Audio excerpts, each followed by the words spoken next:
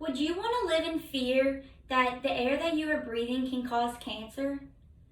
In my previous speech, I discussed the fact that the area in which I live is called Cancer Alley because more than 150 chemical plants that are located here give off toxic emissions that are known to cause cancer.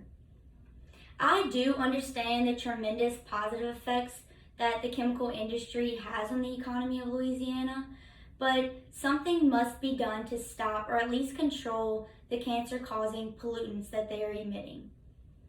We must all take a stand against this pollution that is slowly poisoning the residents of Cancer Alley. I cannot stress enough how serious this situation is to not just me, but everyone. In fact, probably most of this class is living in Cancer Alley now, even if it's only a temporary residence for some of you.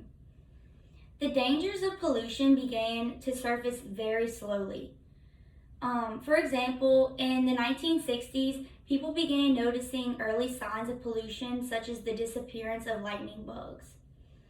In Geismar, which is only 18 miles from LSU, 30 cows died mysteriously one night in 1981. The effects of this pollution ended up growing worse.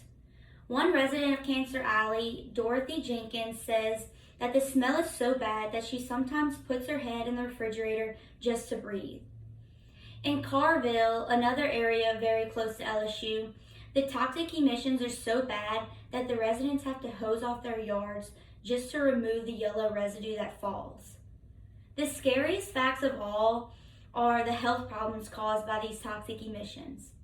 During the late 1980s, as many as 1 in 3 pregnancies in St. Gabriel ended in a miscarriage. And the rate of cancer for those of us who live in Cancer Alley is 50 times greater than Americans living elsewhere.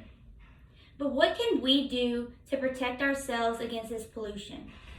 Leaving is not an option for me since Plaquemine is my home and where my family is.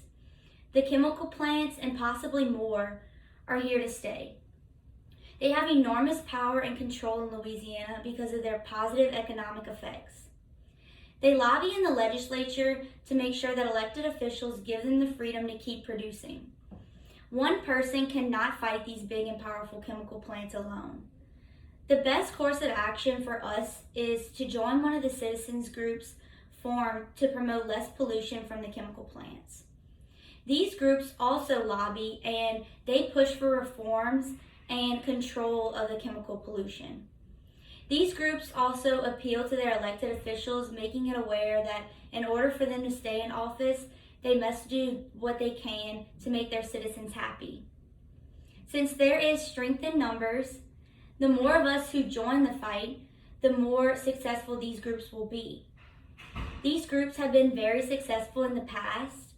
The group Earth Justice was successful in challenging in court the air permits of the Formosa plant in St. James, Louisiana.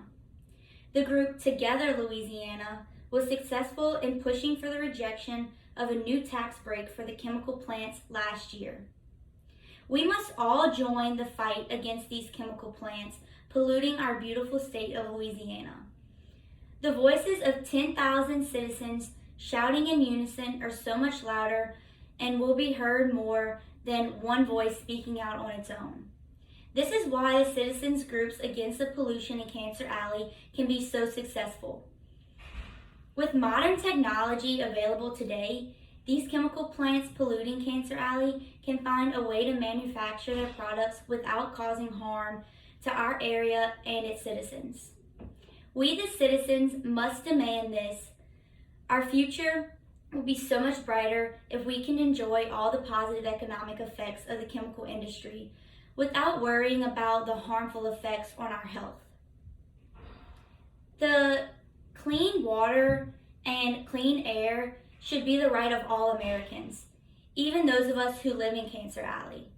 We must all join together to make sure that the pollution of the chemical plants does not destroy our lives, and joining one of the many citizens groups fighting for this is the best way that we can help.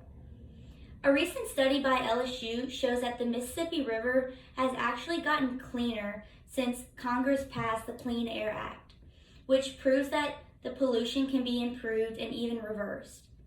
With everyone's help, we citizens of Cancer Alley will be able to enjoy clean air and water just like the other Americans who are not living in Cancer Alley.